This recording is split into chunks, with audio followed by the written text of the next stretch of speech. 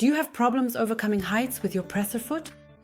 So that something like this doesn't happen to you, namely that you start to squeeze and push the fabric under the presser foot, damn it, just go over it. So to prevent exactly that from happening to you, I'll show you my 5 tips on how you can prevent it.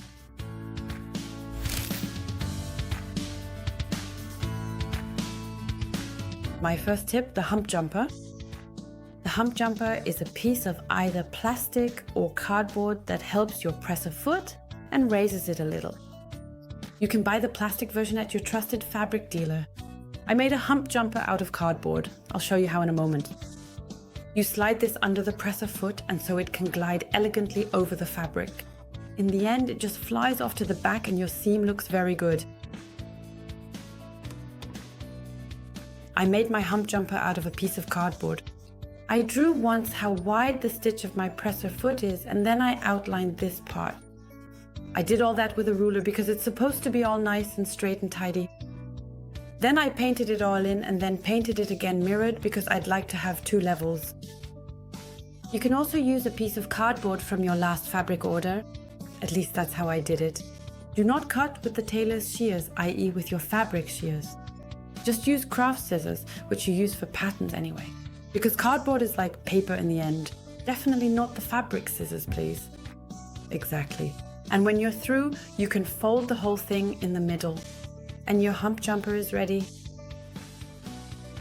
Tip number 2 is a button. We always have buttons at home, whether they were on purchased clothes or are simply in the sewing box. I got this tip from Instagram. You just take a button, I took a rather thick one here, slide it under the presser foot again, and you can easily overcome the height. You probably also have buttons of different heights at home that you can use for this. Very small ones are not suitable for this, they should be quite large. Tip number 3. And tip number 3 is really super simple. You all have sewing needles at home, don't you?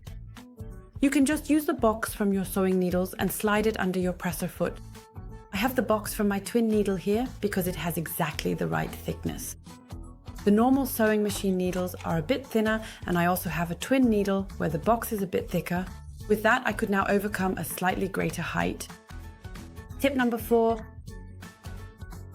Tip number 4 is also very simple. When you cut your fabric, you always have scraps left over.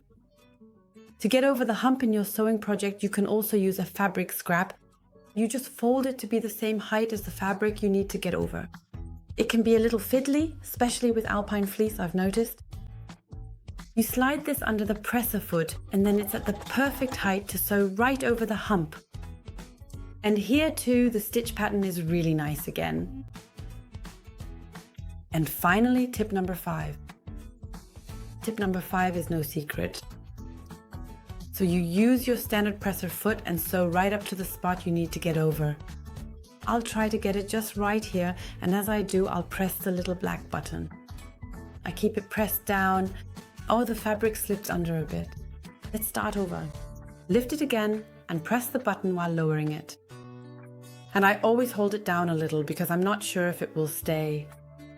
And then I sew over the project. The button holds and then pops out as soon as you've passed the hump.